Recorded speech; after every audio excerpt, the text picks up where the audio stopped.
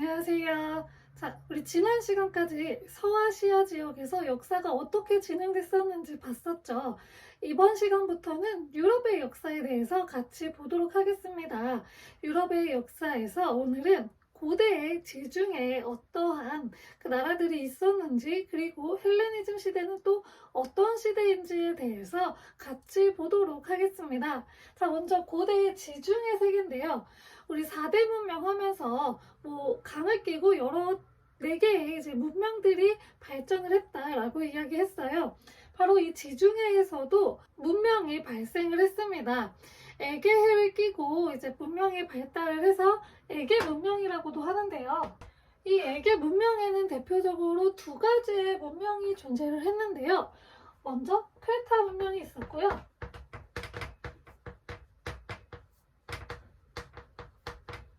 그리고 미케네 문명이 있었습니다.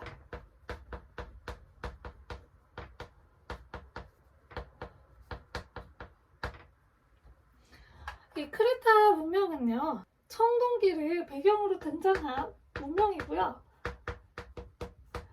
우리 배웠잖아요. 청동기 시대에 이제 국가라는 한 형태가 나타나게 됐고 문명이 발전을 하게 됐다라고 이야기를 했어요. 크레타 문명도 마찬가지로 청동기 시대를 배경으로 등장을 했고요. 이들은 해상무역을 통해서 국가를 이제 성장시켜 나갔었습니다. 이 다음에 이제 미케네 문명이 들어서는데요. 이들을 이제 좀 멸망을 시키고 등장했던 민족들이에요. 이들은 그래서 약간 상무적인 기풍이 있었어요. 상무적 기풍이 뭐냐? 약간 이렇게 무사적으로, 무술적으로 조금 더 싸움도 잘하고 이런 기풍이 바로 상무적 기풍입니다. 이 상무적 기풍을 가지고 있었던 게 미케네 문명이에요. 이 미케네 문명 하면 유명한 게 트로이 전쟁이 있어요. 이 트로이 전쟁은 트로이의 왕자였던 파리스가 스파르타의 왕비 헬레네를 사랑하게 되면서 그를 이렇게 데리고 가요. 그러면 기존에 있던 그 왕은 뭐가 돼요? 그래서 이 트로이와 스파르타가 이제 전쟁을 벌이게 된 게 바로 트로이 전쟁입니다. 자, 근데 이 이후에 미케네 문명 이후에 이제 이 도리아인들이 침입을 하는데요. 그 이후에 기록이 없어요. 그래가지고 이 기록이 없는 시기를 암흑기라고 불러요. 이 당시에 무슨 일이 있었는지 알 수가 없는데요. 그 호메로스라고 하는 사람이 일리아드와 그 오디세이아라고 하는 책을 지어요.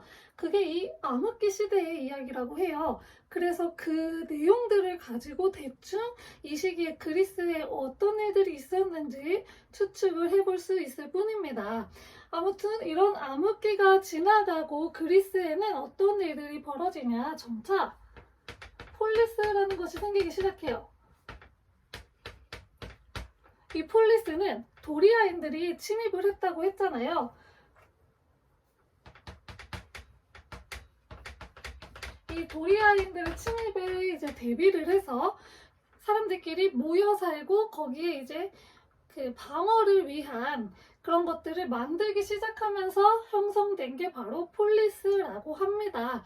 이 그리스 지형은 평지가 좀 적고 산이 많고 그리고 해안가가 많아서 이렇게 좀 넓은 영토로 쭉 같이 이렇게 살기가 조금 힘들었대요. 그래서 조금씩 자기네들끼리 모여서 살기 시작을 한 거예요. 그걸 폴리스라고 하는데 도시국가라고 번역이 되기도 하는데 그건 완전히 100% 옳은 번역은 또 아니래요.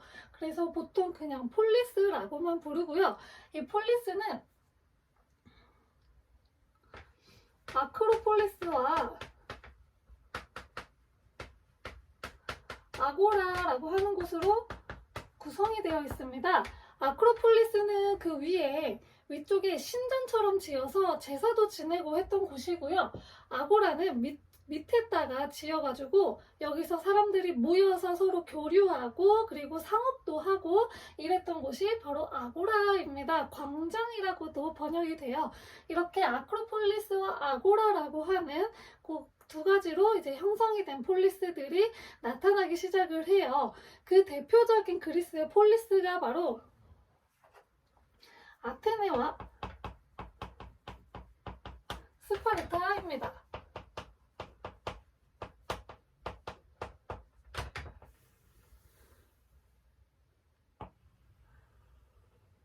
아테네 같은 경우에는요, 해안가를 좀 많이 끼고 있어가지고 그 해상 무역이 좀 발달을 했어요. 그리고 스파르타는 농업, 평야가 좀 있어서 농업이 중심으로 이제 발달이 되었습니다. 그러면서 이제 아테네에서는 해상 무역이 등장을 하면서 돈을 많이 쓸어 모으는 부유한 상인층이 형성이 되었고요. 그러면서 좀 이제 배부른 사람들이 등장을 하잖아요. 그러면서 등장한 정치 체제가 바로 민주정입니다. 그리고 그에 반해서 스파르타 같은 경우에는 농업이 발달하기도 했고요. 그리고 그 소수의 이민자 집단이 다수의 원주민 집단을 다스리는 그런 형태였어요. 그러다 보니까 소수의 이민자 집단이 좀 높은 위치에서 다스려야 돼서 강력하게 이들을 제압하지 않으면 언제든지 반란이 일어날 수 있는 그런 형태가 되었어요. 그렇기 때문에 굉장히 강하게 이제 실시하는 군주정을 실시를 하였습니다. 이러한 차이점이 있습니다. 자, 아테네 같은 경우에는 민주정이 발달을 했는데요. 민주정을 발달시킨 사람 대표적으로 4명이 있습니다. 솔페, 클페만 기억하면 됩니다.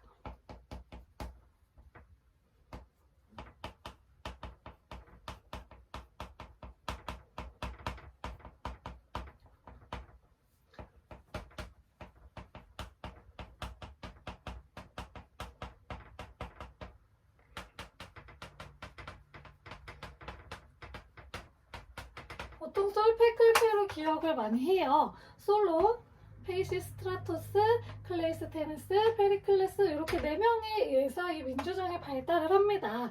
먼저 솔론부터 보도록 하면요. 솔론은 귀족들하고 평민층을 조정해주는 조정자의 역할을 해서 조정자라는 칭호도 받았어요. 자, 어떻게 조정을 했느냐? 이 당시에 아테네의 하층민들이 점차 자기가 이제 뭐 상업도 하고 이러면서 돈을 모으면서 전투에 참여를 하게 된 거예요. 나라를 위해서 싸웠잖아요. 근데 나라로부터 제대로 대우를 못 받고 있었어요. 그거에 대한 불만이 조금 있어서 그거를 좀 이제 조정을 해주기 위해서 솔로는 재산에 따라서 신분을 나눴어요. 그래가지고 그거를 이제 금권정이라고 하거든요. 재산에 따라서 신분을 나눴기 때문에 이제 금권정이라고 하는데 이 금권정을 실시해서 조금 조정을 했다고 해요. 그래서 돈이 많은 평민들의 불만을 잠재울 수 있었다고 합니다. 그 금권정을 실시한 게 바로 솔론이고요. 페이시스트라토스는요. 민주정을 발전시킨 사람은 아니에요. 이 사람은 뭘 했냐면 참주정이라는 걸 했는데 참주정은 독재예요. 독재 말 그대로. 자, 근데 왜 여기에 들어갔냐? 이 페이시스트라토스는 하층민들의 지지를 받아서 참주에 올랐던 사람이었어요. 그러니까 귀족들의 그런 토지를 빼앗아서 하층민에게 나눠주기도 했고 그랬습니다. 자, 그런데 어쨌든 그래도 독재자는 독재자예요. 그래서 페이시스트라토스는 쫓겨나고 클레이스테네스가 이제 지도자가 되었는데요. 이 클레이스테네스는 또다시 참주가 등장하지 못하도록 도편 추방법이라는 걸 실시합니다. 이거는 도자기 파편에다가 이제 투표를 하는 거예요. 참주가 될 만한 사람을 적어서 제출을 해라. 그럼 그 표를 가장 많이 받은 사람은 그 아테네에서 10년 동안 추방을 시키는 그런 게 바로 도편 추방제입니다. 그래서 참주의 등장을 사전에 이제 방지를 했고요. 또 500인회라는 것을 만들어요. 500인회는 기존에는 이 부족들을 자기가 이제 기존에 있었던 그 부족대로 있었어요. 근데 그걸 다 흐트려 놓고 재편한 거예요, 부족을. 그래서 자기들끼리 이제 모여서 힘을 키우는 것을 막고 조금 더 권력이 분산될 수 있도록 그렇게 했던 게 바로 500인회입니다. 자, 마지막으로 페리클레스인데요. 이 페리클레스가 아테네의 민주정의 꽃을 피웠던 사람이에요. 그 당시에 정치를 하려고 하면 돈이 좀 있어야 됐어요. 왜냐하면 정치인들은 월급을 받지 않았어요. 말 그대로 봉사직이었어요. 그래서 돈이 없는 사람은 정치를 하기가 굉장히 힘들었습니다. 그래가지고 하층민들은 정치에 참여할 수가 없게 된 거예요. 근데 그러면 이제 귀족들만 정치에 참여를 가능하잖아요. 돈이 많은 게 귀족이니까. 그러다 보니까 귀족들의 입장만 대변하는 정책들이 계속 나오게 되는 거죠. 그래서 하층민을 위한 이제 정책을 만들기 위해서 하층민을 정치에 어떻게 참여를 시킬까 하다가 생각을 해낸 게 바로 공무수당제예요. 하층민들도 참여를 할 수 있게끔 정치를 하는 사람들에게 월급을 주자, 수당을 주자라고 한 게 바로 공무수당제입니다. 그래서 이제 하층민들도 생계 걱정 없이 정치에 참여를 할 수 있게 되었다고 합니다.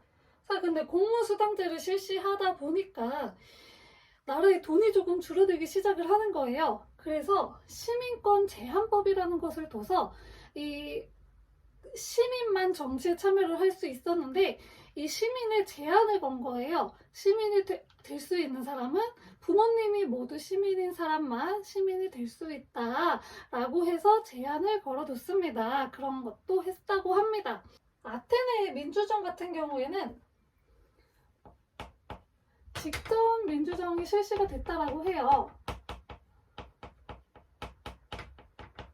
지금 우리나라는 직접 민주주의일까요? 간접 민주주의일까요? 간접 민주주의죠. 왜냐면 국민이 모두 다 의회에 참여해서 그 회의를 하는 게 아니죠. 국회의원을 대신 뽑아가지고 국회의원을 대신 국회에 보내서 우리 대신 일을 해라, 정책을 만들어라 하는 게 바로 간접 민주주의인데요. 아테네는 지금 우리나라보다 인구가 훨씬 적었기 때문에 직접 민주정이 가능했다고 하고요. 그리고 시민에 좀 제한을 걸어뒀어요. 시민만 일단 정치에 참여할 수 있다고 했잖아요. 그래서 시민에 대해서 자격을 제한시켰어요. 시민이 제외되는 게 있었는데 바로 외국인은 시민에서 제외됐고요. 노예도 제외가 됐고, 그리고 여자도 시민에서 제외가 됐습니다. 그래서 시민권에 좀 제한을 둬서 성인 남성들만 이제 참여할 수 있어서 직접 민주정이 가능했다고 합니다. 스파르타는요, 아까 소수의 이주민들이 다수의 원주민을 다스렸다고 했잖아요. 그 다수의 원주민들을 어떻게 다스렸냐? 신분을 조금 나눠놨어요. 지배층에 있던 사람들을 페리오이코이라고 했고요. 이 사람들이 지배. 그리고 완전히 다 지배를 받고 있는 피지배 계층을 헤일로타이라고 불렀습니다.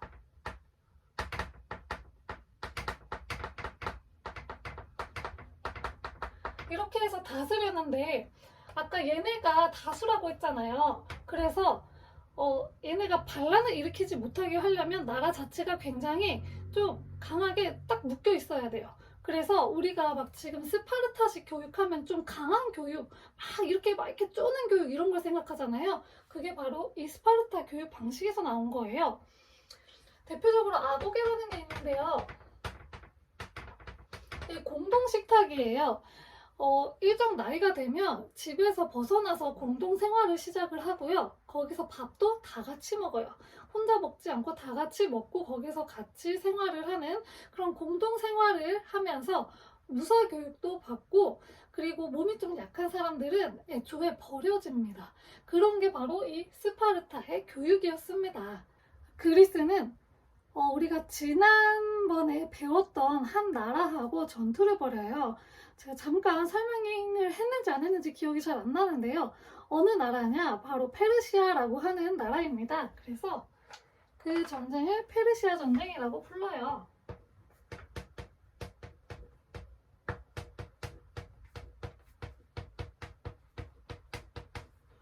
자, 이 페르시아는 어느 페르시아를 말하느냐? 아케메네스 왕조를 말해요.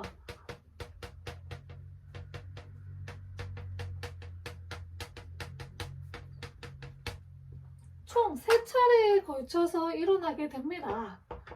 1차, 2차, 3차에 걸쳐서 페르시아 전쟁이 진행이 되는데요.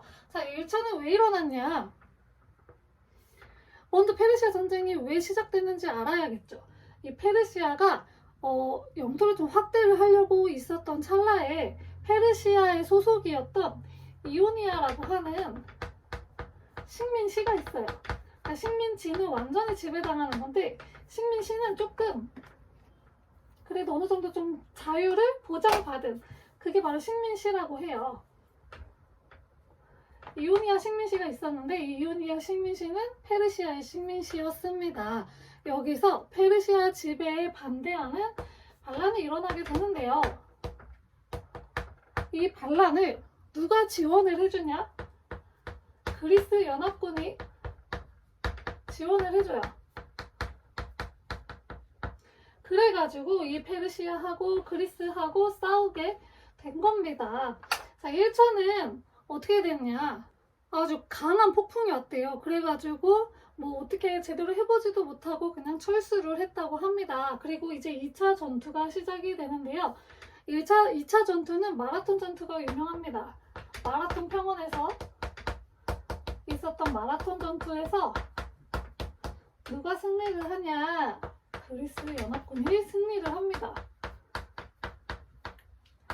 자, 페르시아는 여기서 졌어요. 근데 페르시아는 좀 이렇게 넓었던 제국이에요. 여기서 지는 걸로 만족을 할 수가 없었어요. 그래서 또 쳐들어오게 되는데요. 테르모필레 평원에서는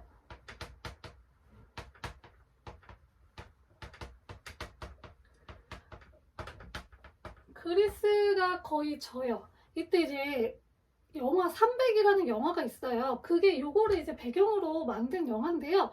영화에서는 이제 스파르타군만 남아있는 걸로, 스파르타군 300명만 이제 참여한 걸로 이렇게 돼 있다고 하는데, 사실은 이제 그리스 각각의 폴리스들의 연합군이 같이 참여를 해서 꽤 많은 인원이 참여를 했고, 스파르타에서는 300명이 참여한 게 맞다고는 해요. 아무튼 여기서 스파르타군이 끝까지 남아서 굉장히 열심히 싸웠는데, 결국에는 모두 다 전사하고 말았다고 합니다. 그렇게 해서 이제 페르시아가 이기는가 싶었는데요. 살라미스라고 하는 바다에서 전투를 하는 해전에서 아테네가 완전히 활약을 보입니다. 엄청난 활약을 해요, 아테네가. 그래서 결국에는 최종 승리는 그리스가 가져가게 되었습니다. 그래서 페르시아 전쟁의 승리는 그리스가 되었습니다. 자, 근데 여기서 아테네가 굉장히 큰 활약을 했다고 했죠. 그래서 전투 이후에 아테네를 중심으로 한 델로스 동맹이 맺어지게 되고요. 이게 델로스 섬에서 이제 있어서 그런 델로스 섬에 이제 중심이 돼서 맺어져서 델로스 동맹인데요. 이 델로스 섬에 금고를 또 하나 갖다 놔요. 그래서 이 델로스 동맹국들의 그런 조공품들 이런 걸로 이제 금고를 채워 넣었는데 아테네가 좀 왕처럼 굴었어요. 여러 가지 폴리스들이 연합을 한 건데 평등하게 대하는 게 아니고 자기가 요 공이 있으니까 어깨가 이만큼 올라가가지고 완전 그 밑에 국가들을 완전 자기 밑처럼 이제 밑에 있는 사람처럼 막 부린 거죠. 그래가지고 그 안에서 좀 약간 불만이 싹트고 있었어요. 그러다가 불만을 가진 한 국가가 등장을 해요. 스파르타라고 하는 국가가 야, 우리도 동맹 맺자 해서 펠로폰네소스 동맹을 맺어요.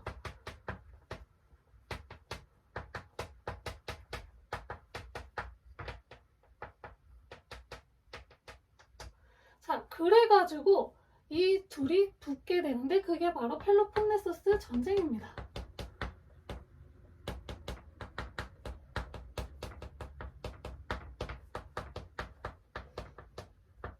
펠로폰네소스 전쟁은 아테네 중심의 델로스 동맹과 스파르타 중심의 펠로폰네소스 동맹이 전투를 벌인 건데요. 여기서 누가 좀 개입을 하냐? 페르시아가 한 번 더 개입을 해요. 그래서 페르시아가 스파르타를 한 번 도와줘요. 그래가지고 결국엔 스파르타가 승리를 하게 되는데, 그 안에서 또 분열이 또 막 일어나서 그리스 내에 분열이 좀 막 일어나요. 그때 등장한 국가가 마케도니아라고 하는 그 국가가 있어요. 이 마케도니아에 의해서, 안 그래도 지금 그리스가 혼란에 있는 상황이잖아요. 그러니까 마케도니아의 침입에 제대로 대응을 하지 못해서 그리스는 전체적으로 멸망을 좀 하게 되었고, 마케도니아가 그 자리를 차지하게 되었습니다. 자, 그래서 이제 마케도니아가 등장을 하는데요.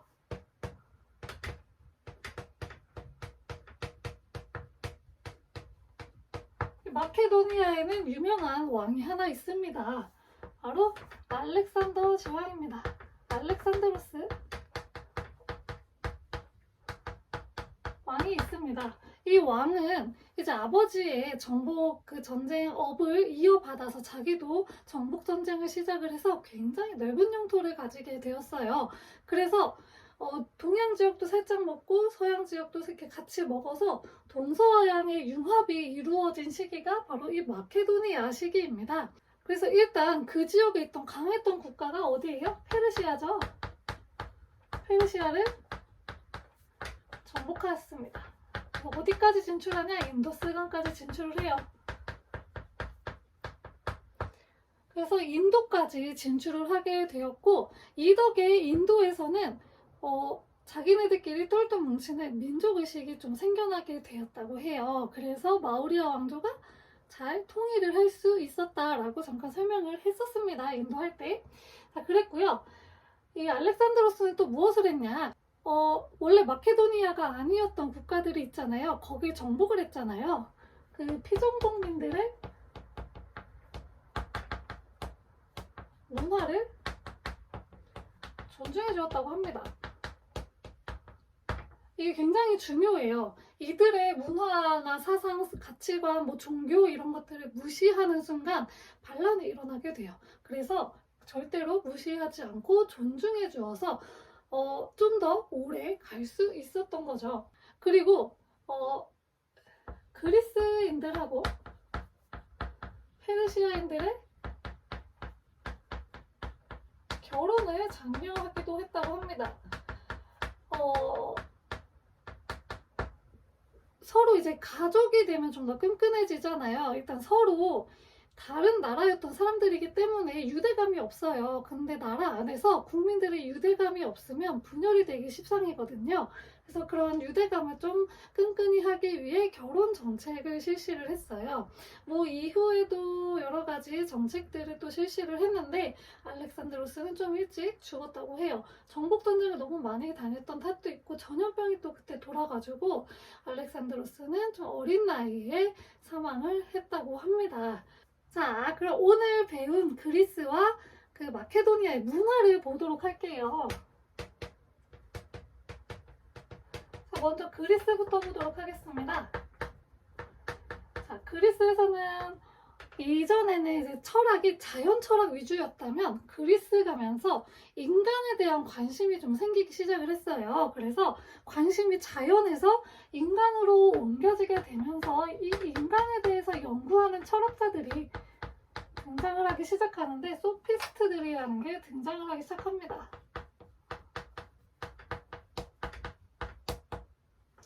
이 소피스트들은 뭘 했냐 하면 주로 수사학, 말하는 거 이런 것들을 했어요. 그래서 말을 어떻게 잘할 거냐. 왜냐면 이때 그리스에서는 성공하는 게 정치인이 되는 거였거든요. 정치인은 말을 굉장히 잘해야 돼요. 지금 정치인들도 이익만 사는 정치인들 많잖아요. 그러니까 말을 굉장히 잘해야 돼서 이 수사학을 굉장히 많이 잘했고, 그리고 수사학 과에도 다녔다고 해요. 그 귀족 자제들이 정치인이 되기 위해서 말하는 걸 배워야 되잖아요. 그래서 이 소피스트들이 이제 수사학을 가르치고 과외도 했는데, 이 소피스트들이 주장했던 게 뭐냐면요, 모든 진리는 변하지 않는다. 그러니까 진리는 불변한다 라고 이야기를 했어요. 그러니까 무슨 말이냐면 그러니까 이 세상에 변하지 않는 진리가 있다, 변하지 않는 지식이 있다라고 이야기를 했는데 거기에 반박하는 사람이 등장을 합니다. 바로 소크라테스라고 하는 사람이 등장을 해요. 그래서 아니다, 모든 지식은 다 변한다. 그 물이 흐른다는 것은 변하지 않지만 여기 고여있는 물이 이 흘러가는 물이기 때문에 그 1시간 전에 있던 물하고 같은 물이 아니다 라는 식의 이제 논리를 펼쳤어요. 이 소크라테스는 무엇으로 유명하냐? 문답법이라는 것으로 유명합니다. 이 소피스트들이 자기는 이제 모르는 게 없다, 난 아는 게 너무 엄청 많다, 모든 걸 다 안다, 세상의 진리를 다 안다고 주장을 했는데 소크라테스가 과연 그럴까? 한번 볼까? 하고 질문을 계속해서 던진 거죠. 자, 근데 소크라테스는 처음에는 이렇게 질문을 던지고 다녔던 사람이 아니었어요. 근데 얘가 언젠가 신탁을 받으러 갔어요. 신의 계시 같은 거거든요. 그리스 사람들은 그걸 이제 중요하게 여겼는데 그 신탁을 받으러 델포이 신전에 갔어요. 근데 거기서 이제 신탁 내용이 뭐 자기가 이제 사람들이 일깨워주는 그런 사람이 될 거다라는 신탁을 받았는데 소크라테스가 나는 아는 게 없는데 내가 어떻게 그래? 에이, 이거 신탁 거짓말이야 하고 돌아가던 길에 델포이 신전 기둥에 너 자신을 알라라는 글을 딱 본 거예요. 그래서 소크라테스가 그때 깨달음을 얻었대요. 아, 그래, 소피스트들은 자기가 모른다는 걸 모르는데 나는 내가 모른다는 걸 인정을 하고 알고 있잖아. 이것만으로도 내가 좀 더 쟤네들보다는 나은 사람이겠구나 라고 생각을 했대요. 그래서 그때부터 문답법이라는 것을 이제 실시를 한 건데 계속 질문을 던지는 거예요. 용기란 무엇이라고 생각합니까? 용기란 강하다고 생각하는 것입니다. 그럼 강하다는 것은 무엇입니까? 강하다는 것은 뭐 불구덩이에 뛰어들 수 있다는 겁니다. 자, 불구덩이에 뛰어드는 게 뭐 어떻게 강하다는 거죠? 이런 식으로 끊임없이 계속 질문 꼬리에 꼬리를 구는 질문을 하는 거예요. 그래서 결론적으로 나 용기라는 게 잘 모르는 것 같아, 용기라는 거에 대해서 잘 모르는 것 같아 라는 대답이 나올 때까지 이제 질문을 하는 걸 문답법이라고 합니다. 또 하나가 삼파술인데요. 삼파술은 삼파란 이제 아기를 낳을 때 옆에서 도와주는 분을 말해요. 그래서 이거 이제 교육이랑 관련이 된 건데 누군가를 옆에서 교육할 때 직접적으로 답을 제시해 주는 게 아니고 계속 이제 산모가 아기가 나올 때까지 옆에서 도와주는 거, 그냥 직접 아기를 꺼내는 게 아니잖아요. 옆에서 산모가 아이를 잘 낳을 수 있게 이렇게 지도를 해주잖아요. 그런 것처럼 교육자가 옆에서 직접 답을 제시하는 게 아니고 그 학습자가 답을 제시할 때까지 옆에서 계속 도움을 주는 것을 삼파술이라고 이야기를 해요. 이거 이제 소크라테스가 주장을 했습니다. 자, 근데 소크라테스는 이렇게 문답법 실시하면서 다니고 소피스트들한테 이제 반대하고 이러고 다니니까 이 사람들이 불만이 생긴 거예요. 그래서 이 소크라테스를 젊은이들을 현혹하고 있다라는 제목으로 가두고 이제 독주를 내리게 되죠. 그래서 사형을 당하는데 그 제자였던 플라톤이 이것을 보고 이 아테네의 민주정에 대해서 굉장히 그 회의감을 느끼기 시작을 해요. 민주정이 좀 완벽한 거라고 생각을 했는데 이 제대로 된 인재도 알아보지 못하고 이렇게 죽이는구나 해서 민주정보다는 정치를 하기 위해서는 좀 똑똑한 사람, 정치를 할 수 있는 사람이 해야 된다라고 일종의 신분 같은 거를 인정을 했습니다. 자, 플라톤은 이데아론으로 유명해요. 이데아는 현실에 없는 세계죠. 내 머릿속에만 있는 세계인데 철학적으로 이야기를 하면 정삼각형은 이 세상에 존재를 할까? 정삼각형이란 내 관념 속에만 있는 거 아닐까? 라고 이제 이야기를 하기 시작을 한 게 이데아론입니다. 더 깊이 들어가면 너무 머리가 아파지기 때문에 대충 그거예요. 머릿속에서만 완벽히 존재를 하고 현실 세계에서 완벽하게 존재하는 건 없다. 이거 실제로 정말 존재하는 걸까? 아니면 내가 보기 때문에 얘가 존재를 하는 걸까? 내 이데아 속에서만 이 칠판이 존재하는 걸까?